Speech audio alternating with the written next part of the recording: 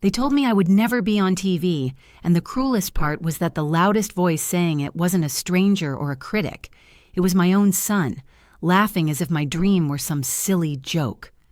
The day I overheard him answering a call meant for me in saying the words, "She's not interested," I realized that my battle wasn't against faceless producers, but against my own flesh and blood, and that truth nearly broke me. If hearing this pulls at you, please give this story a like or leave a comment because your support means more than numbers on a screen.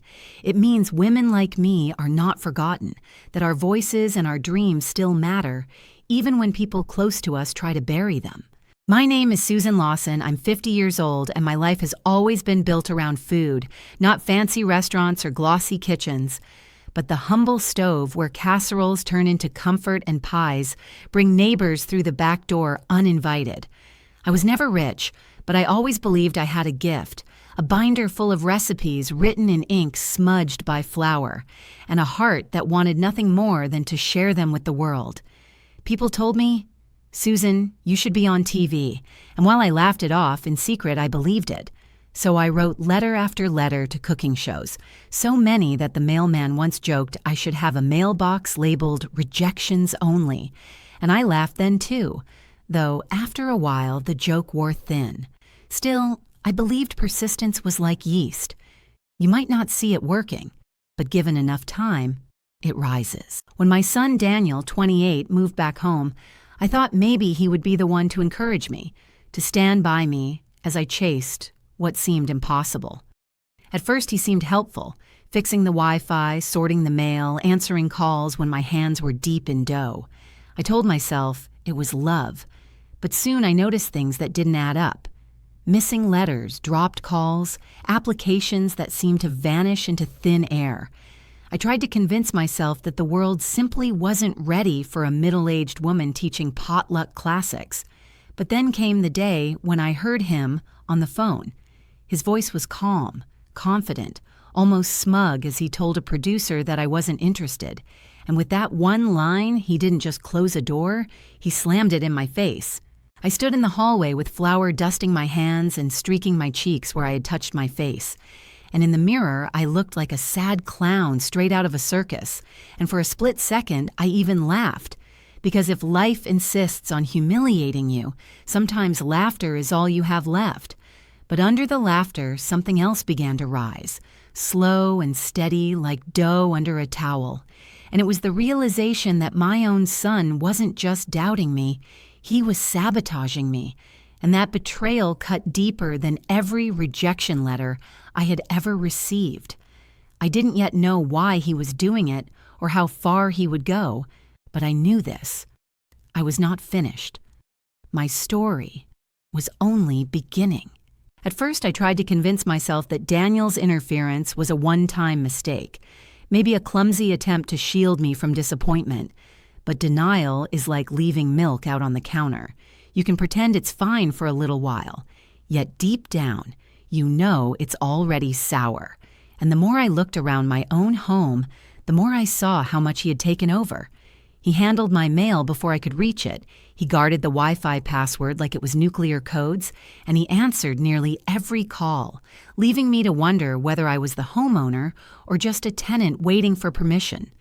I joked once to a friend at church that living with him felt like having a full-time security guard who only protected the doors against me, and though we both laughed, inside I felt the pinch of truth, because my own son had quietly made himself the gatekeeper of my entire life. Soon his control crept into my kitchen, the one sacred place I thought he would never touch, and I noticed recipe binders misplaced or returned with pages shuffled, notes rewritten in a handwriting that wasn't mine. And when I asked about it, Daniel brushed me off with a smirk and said maybe 50 was catching up with me, maybe I was starting to forget things, and the words stung worse than arthritis in my knees on a stormy day. He brought friends over who never sat down to eat but stood leaning against the counters like real estate agents sizing up a property. And when I nervously offered them pie, they waved it off as if sugar and butter were beneath them, which frankly told me everything I needed to know about their character, because in my world, anyone who refuses homemade pie is not to be trusted.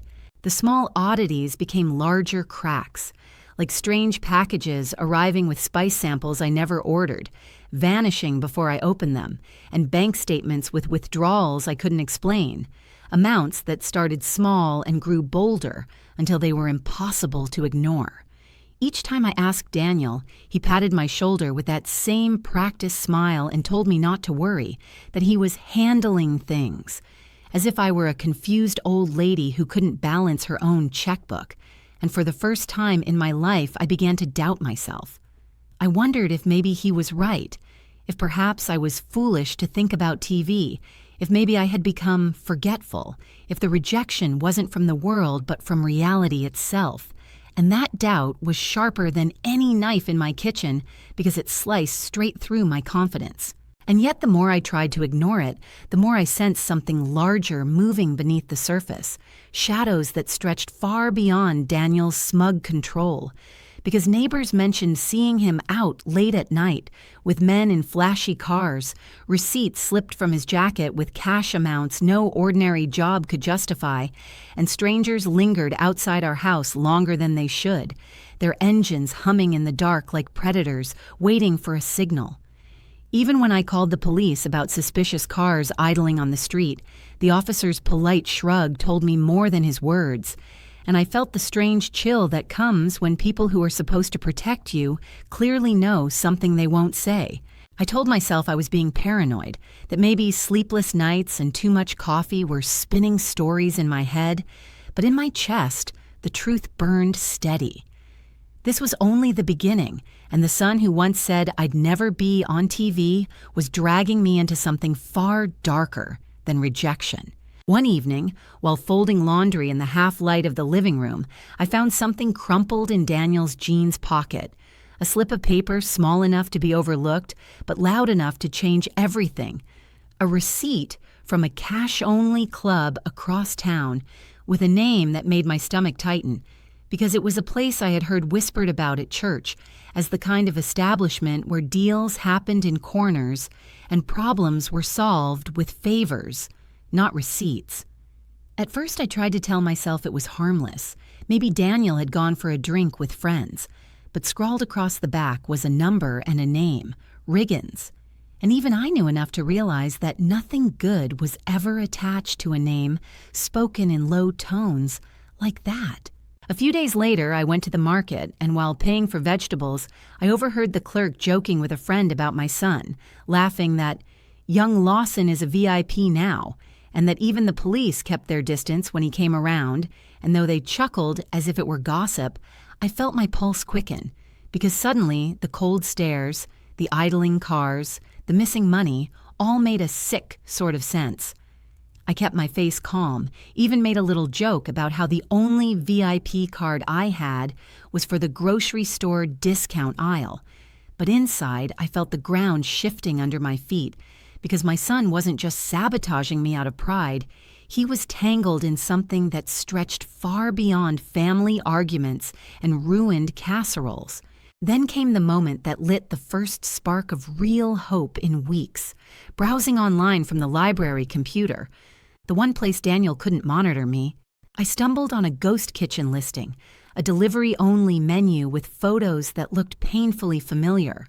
My handwriting on recipe cards, my dishes staged on my old plates, even my church group's peach cobbler presented as if it belonged to someone else. And for a moment, I sat frozen, because there was my heart on display and stripped of my name. But as the shock settled, another feeling crept in. Relief. Because if they were using my recipes without permission, then there was proof. And if there was proof, there was a trail. I didn't know how to follow it yet, but I had something more powerful than suspicion. I had evidence. I walked home with my bag of vegetables, clutching the ghost kitchen screenshot in my purse like a secret weapon. And for the first time in months, my steps felt lighter, because I understood that even the darkest scheme leaves crumbs behind. And if anyone knows how to follow crumbs, it's a woman who's spent her life in a kitchen. The thought even made me laugh to myself, a low chuckle that startled me, because here I was, on the edge of something terrifying, but already imagining myself as the woman who could outbake, outlast, and now maybe even outwit the people who thought I was too soft to fight back. The spark had been lit, and I wasn't going to let it die out. The night I discovered the ghost kitchen using my recipes, I barely slept, because every time I closed my eyes, I saw strangers eating my food with someone else's name stamped on it, and anger mixed with exhaustion until I finally realized that fury alone would not save me. I needed a plan, something steady and deliberate, the way you follow a recipe step by step until the dish comes together. I told myself that if Daniel and his friends thought they could outsmart me, they had underestimated the woman who once organized an entire church potluck with 2 crock pots and a folding table. Because if I could manage that chaos with grace, then surely I could manage this storm with patience. The first step was to protect my recipes, and I did it the only way I knew how, with pen and paper and envelopes, sending copies of my work to myself through certified mail, so each one came back stamped and sealed with a date, proof that I was the original author. It felt almost silly at first, as if I were baking cookies for a judge, but then I imagined the satisfaction of one day opening those envelopes in front of people who doubted me, and I knew I was doing the right thing. I also started taking new photos of my dishes, watermarking them quietly on the library computer, because if they wanted to steal from me, I was going to make sure there was a trail leading straight back to their doorstep. The second step was to follow the money, though I had never been much of a numbers woman, since my idea of balancing accounts usually meant making sure the church bake sale had enough brownies to cover expenses. But this time, I opened a little notebook and began tracking everything, from Daniel's late-night drives, to the gas receipts I found crumpled in the car, to the odd withdrawals from my savings account that coincided suspiciously with my missing recipe folders. I turned into a detective in an apron, and though my arthritis made it hard to write for long, I kept pushing because each line of notes felt like a breadcrumb leading me closer to the truth. Sometimes I even laughed to myself at the absurdity of it all, imagining one of those TV detectives squinting at evidence boards while I squinted at grocery receipts, both of us convinced we were closing in on the bad guys. The third step was the boldest. I set up a P.O. box at the post office across town, away from Daniel's reach, and from there I began sending fresh letters to producers, this time careful to keep everything hidden from him. It felt almost rebellious sneaking off like a teenager plotting a secret, but the difference was that I wasn't doing it for fun. I was doing it for survival, for dignity, for the part of me that refused to die quietly. Each envelope I slipped into that metal slot was a piece of hope sent out into the world, and every time I heard the metallic clang of the door closing, I whispered to myself, "This time, it will get through." And deep down, I believed it, because persistence had always been my yeast, and now I was giving it a warmer oven. The moment I had been waiting for didn't arrive with fireworks or a trumpet fanfare. It came quietly on a heavy summer afternoon, the kind where the air feels thick and sticky, and you wonder if the ceiling fan is even working. I was in the kitchen kneading dough, sweat prickling my back, when the phone rang in the hallway. As usual, Daniel moved faster than me, striding toward it with the arrogance of someone who believed he was the gatekeeper of my life. He answered the phone with his practiced calm, and I felt my chest tighten. But this time, I didn't freeze like I had before. Something in me, built from months of humiliation and stolen chances, rose like bread in a warm oven. And before I could second-guess myself, I stepped forward, wiped the flour from my hands onto my apron, and said in a voice steadier than I expected, "You do not speak for me." The words surprised even me, sharp and clear, and I reached out for the phone. Daniel's face drained of color as he reluctantly handed it over, his fingers twitching as if letting go of the receiver meant letting go of control. On the other end was a woman with a bright, brisk voice, a producer from a local station, and she explained they were looking for community cooks for a charity segment, someone who could bring not just food but a story, something real that would resonate with their audience. My heart thundered so loudly I thought she might hear it through the line, but I spoke carefully, steadying my voice, telling her about my recipes, about years of cooking for neighbors and church gatherings, about the binder of dishes that carried memories of my family, my mother, and all the small celebrations of ordinary life. To my shock, she didn't cut me off or sigh like so many others had. Instead, her tone lifted with excitement, and she said she would love to schedule me for a live audition the following week. When I hung up, my hand trembled so badly I had to set the phone down on the counter, but in my chest there was a fire I hadn't felt in years. For the first time, I hadn't been silenced. I hadn't been cut off or spoken over. I had taken control, and the look on Daniel's face was worth every rejection letter that had ever landed in my mailbox. He looked stunned, as if I had just told him I was about to climb Mount Everest in slippers. And for once, he had no snide remark, no condescending smirk, only silence. I walked back into the kitchen, dusted flour off my arms, and laughed quietly to myself, the kind of laugh that comes when you realize you've just rewritten your own story in real time. The day of the audition came quickly, and I prepared the way a soldier might prepare for battle, polishing my binder until the pages shone, baking test batches until the neighbors probably thought I was opening a diner, and praying every night that my arthritis wouldn't flare up when I needed my hands the most. When I arrived at the studio carrying my dishes and my nerves, I felt small at first, surrounded by sleek young contestants with knives sharper than their cheekbones. But then I remembered who I was. I was Susan Lawson, 50 years old, and I had survived more rejection than all of them combined, and I wasn't about to crumble in front of a few cameras. During the audition, I poured everything into my cooking, stirring slowly, plating carefully, telling my story with humor, because I knew food wasn't just about taste, it was about connection. I told them how I'd written so many letters to TV shows that my mailman once joked I needed a loyalty punch card. 10 rejections, and the next one's free. The producers laughed, real laughter, not pity, and in their eyes I saw something I hadn't seen in years. Respect. They tasted my food, exchanged looks, and then one of them smiled and said, "Susan, we'd love to have you on." For a moment, my knees nearly gave out, and I thought I might cry right there. But I held myself tall because I wanted to remember this moment for the rest of my life. When I returned home that evening, I placed the audition packet on the kitchen table in plain sight, where Daniel couldn't miss it. He walked in, spotted it, and his face turned a shade paler than the flour dust on my apron. He flipped through the pages, his hands tightening as he read the details, the time, the date, the confirmation that his mother, the woman he had tried so hard to silence, was going to be on television. The silence stretched thick between us until finally he slammed the packet back onto the table, muttering through clenched teeth that I didn't understand what I was walking into, that it wasn't safe, that I was making a mistake. His words rolled off me this time, because for once I wasn't afraid of rejection. I wasn't afraid of him. I wasn't afraid at all. For decades I had been invisible, hidden behind casseroles and polite smiles, tucked into the corners of family gatherings where women were expected to serve but never shine.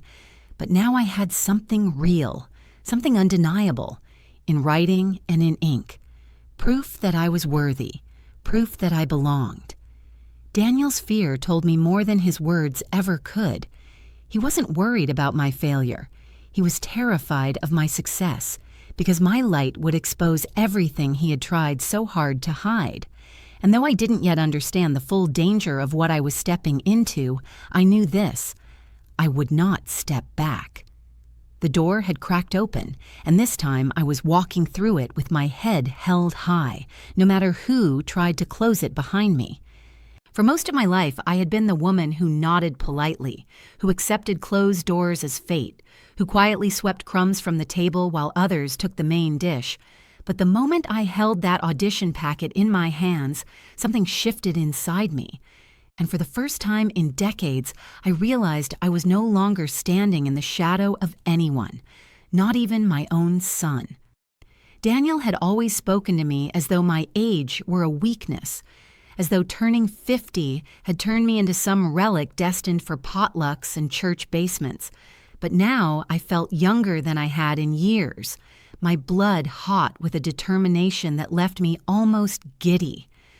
I laughed to myself that night, thinking how ironic it was that after all his effort to keep me small, it was his fear that made me stand taller, straighter, prouder, like dough finally allowed to rise without anyone slamming the oven door. The change wasn't just inside my chest, it showed up in the way I carried myself, in the way neighbors noticed I walked a little faster, smiled a little brighter, and spoke with a confidence they hadn't heard before. At church potluck the following Sunday, Mrs. Henderson leaned over her plate of deviled eggs and whispered, "Susan, you're glowing. What's your secret?" And I nearly told her it was just good lighting and a new moisturizer, but instead I smiled and said, "Would you believe persistence finally paid off?" The whole table laughed when I added, "And maybe a little less salt, because my ankles don't forgive me like they used to." For the first time in years, I wasn't laughing to cover pain.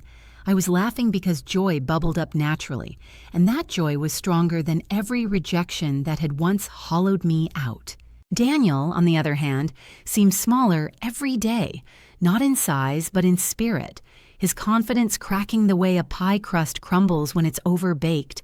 And though he tried to mask it with warnings and muttered threats, I could see the panic in his eyes whenever the television flickered with cooking segments, or whenever the phone rang and I answered it myself.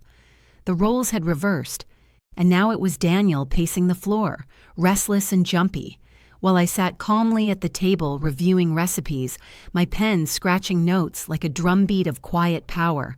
I'd spent years doubting myself, wondering if I was too old or too late, but now I understood that the very things he mocked, my patience, my persistence, my decades of practice, were the weapons that made me unstoppable. Of course, part of me knew this new strength would draw out something darker, that the moment I stopped being the quiet, compliant mother was the moment I became a threat to whatever scheme Daniel and his so-called friends were running. But instead of shrinking back in fear, I leaned into it, because I had lived too long in silence to go back now. And late at night, as I sat with my binder spread open under the kitchen light, I whispered to myself that no matter how hard they pushed, I was done bending, I was done hiding, and if Daniel truly believed I would never be on TV, then he was about to learn the painful lesson that the stronger you press dough, the tougher it bounces back. The truth has a way of sneaking up on you when you least expect it, and for me, it arrived in the form of a manila folder left carelessly on the side table in the living room, stuffed with papers Daniel clearly didn't mean for me to see. At first, I thought it was just bills or junk, the usual mess he left behind, but when I picked it up, curious, my eyes locked onto something that made my knees weak. Inside was a draft deed transfer, a quitclaim document with my name forged in a handwriting far neater than my own, and it listed my house, my small brick home where I had cooked, cried, and carried dreams for 50 years, as property soon to be moved into a company I had never heard of. I laughed once, a short, bitter sound because I knew immediately it was a forgery. My real signature looked like it had been written by someone with one eye closed and a whisk in the other hand, but this one was perfect, too perfect, and the perfection made it terrifying. As I kept reading, my horror deepened. The company named on the document matched the address I had seen tied to that ghost kitchen online, the same ghost kitchen that stole my recipes, my photos, and even the name of my church charity, using it as a front for donations, routed into prepaid cards. I flipped through page after page, each one a puzzle piece fitting together to reveal the bigger picture. They weren't just stealing my food, they were building a business empire out of my work, and the house I lived in wasn't just home, it was collateral, the key piece of property they needed to tie everything together. My stomach turned cold, because suddenly all of Daniel's interference made sense, and the rejections and lies weren't about protecting me from disappointment. They were about controlling the one asset he couldn't risk me leveraging, my recipes and my house. I sat back in my chair, clutching the folder, torn between heartbreak and fury, and my mind wandered through every memory of Daniel growing up in this house. I remembered teaching him to stir cookie batter in circles when he was 6, how he used to giggle when flour dusted his nose, how he once told me I was the best chef in the world, and now I wondered when exactly my little boy had been replaced by this desperate man willing to sign me away like I was a leftover casserole in his fridge. A dark thought crossed my mind. Maybe he hadn't changed suddenly. Maybe I just hadn't wanted to see it before. Maybe his charm was always a mask, and the truth had been simmering all along like a pot left unattended until it boiled over. I even chuckled to myself bitterly, thinking, well, at least now I know why he never wanted me on TV, because exposure and cameras don't play nice with forged signatures and stolen identities. The realization settled heavy in my chest, and though I wanted to crumble under the weight of betrayal, something inside me straightened instead. For the first time, I saw clearly that this fight wasn't about casseroles or potlucks. It wasn't even about TV anymore. It was about survival, about protecting my name, my home, and the dignity I had built over 50 years. Daniel wasn't the mastermind, I knew that much, but he was the key, the open door these men were using to sneak into my life. And as terrifying as that was, it also meant something else, something that made me grip the folder tighter and whisper to myself like a vow. If they needed him as the door, then I would be the lock. And they were about to find out what happens when a woman who has been silenced too long finally decides to turn the key on her own terms. Once I understood the scope of what was happening, I knew that going to the police was pointless, because I had already seen the way they avoided eye contact and shrugged whenever I mentioned strange cars or missing money. So instead, I decided to take my fight into the one arena Daniel and his friends couldn't easily control, the public eye. The upcoming charity cooking segment that the local station had invited me to suddenly became more than just a chance to share recipes. It became my battlefield, my chance to shine a light so bright that the shadows they hid in would be exposed for everyone to see. I told myself that if they wanted a show, I was going to give them one, only not the kind they expected, because mine would be flavored with truth and served with a side of justice. I began quietly reaching out to people I trusted. Not lawyers or officials, but my church friends, local shop owners, neighbors who had known me since Daniel was in diapers, because I knew their support was real and their voices carried weight in the community. I asked them to come to the live segment, not as casual viewers, but as witnesses, and I could see the fire in their eyes when I explained how my recipes had been stolen, how even the name of our church charity had been twisted into a fraud. And though they gasped in shock, they promised to stand by me. I even managed to connect with a consumer reporter from the local paper, a woman known for chasing scams that preyed on ordinary families. And when I handed her a packet of screenshots, receipts, and the forged draft deed, she leaned back in her chair and whistled low, telling me this was bigger than she'd expected. I smiled, because for the first time in months, someone else could see what I saw. At the same time, I worked tirelessly on the food I planned to present at the live show, choosing recipes that weren't just tasty but symbolic, dishes that spoke to the resilience of ordinary women like me, who had been told they were too old, too plain, too invisible. I carefully labeled every jar, every card, every step, making sure my name was stamped clearly and openly so no one could mistake the work as belonging to anyone else. I even chuckled to myself one night as I hand-wrote labels, thinking that if Daniel's friends wanted to steal my food again, at least this time they'd be stealing it with my name plastered across every inch of it like a billboard. And though my hands ached from arthritis and my eyes blurred from long nights, I felt a kind of energy that made me younger, a determination that made the pain seem small compared to the satisfaction of finally fighting back. The plan was simple in theory, but bold in execution. Cook live on air, let the community taste and see, then reveal the paper trail in front of cameras, leaving no space for lies or quiet cover-ups. I knew Daniel would try to interfere, that Mr. Riggins and his shadowy crew would do everything they could to stop me. But I also knew that once the cameras started rolling, they couldn't control the story the way they controlled my mailbox or my phone. And so each night, as I rehearsed my recipes and tucked copies of evidence into safe places, I whispered to myself like a prayer, "Let them come. Let them all come. I'm ready."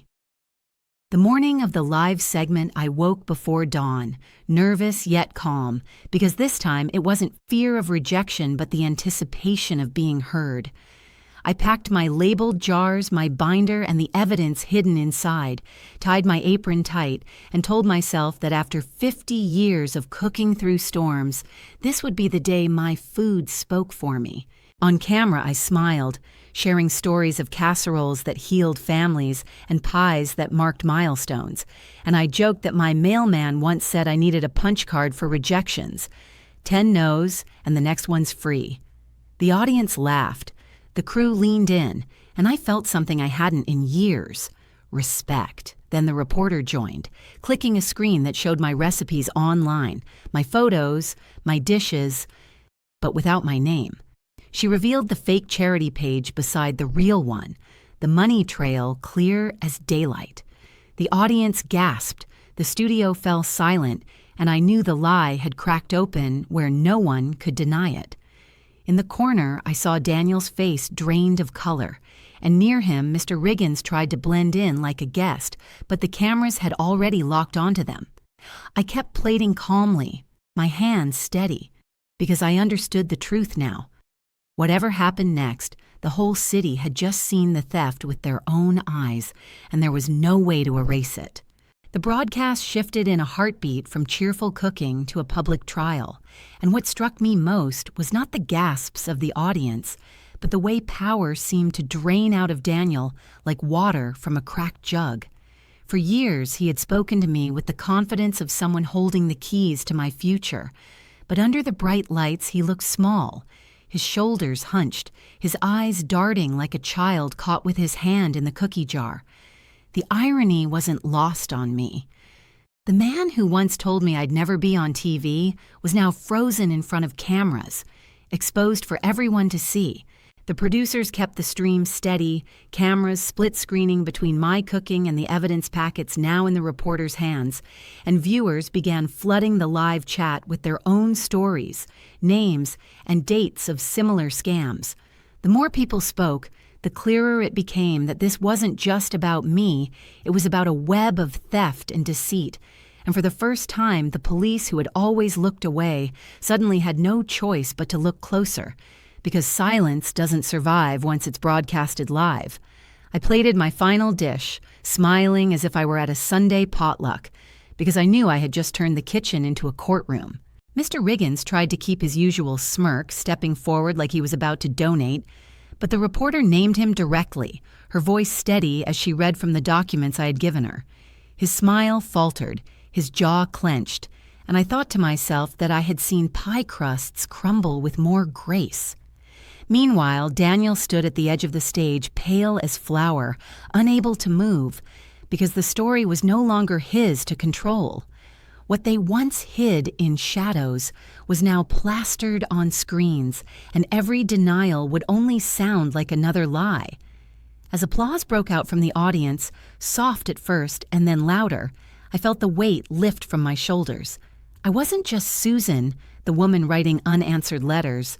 I was Susan Lawson, the woman who stood in front of cameras and refused to be erased. And though I knew this fight wasn't over, that investigations and consequences were still to come, the power had shifted for good. They had lost their grip, and I had finally found mine. In the days after the broadcast, my quiet brick house no longer felt like the stage of a private humiliation, but the center of a story the whole town was suddenly talking about. And for the first time in years, people weren't whispering pity about me. They were speaking with admiration, telling each other how Susan Lawson had stood in front of cameras and held her ground.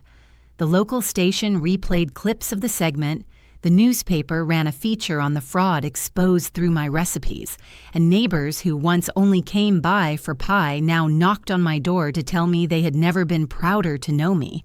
I laughed and said I hoped at least some of them still came for the pie, because fame or not, sugar and butter never go out of style. The legal pieces fell quickly after that, faster than I had expected, because once the public saw the forged deeds, the fake charities, and the stolen recipes, silence was no longer an option for officials who had once shrugged me off. State investigators moved in, subpoenas were issued, and suddenly the same officers who once looked past idling cars were ringing my bell to apologize and assure me everything was being taken seriously. Daniel was taken in for questioning, not as the mastermind, but as the accomplice who opened doors. And though it broke my heart to see my own son's name in court documents, I reminded myself that love doesn't mean allowing someone to destroy you. Sometimes, love means letting the consequences finally reach them. Mr. Riggins, of course, faced the hardest fall, and it was oddly satisfying to watch a man who once walked with the swagger of untouchability shuffle into court in handcuffs. I couldn't help but chuckle when a reporter asked me what I thought of him now, and I replied that I'd seen pie crusts hold together longer than his poker face.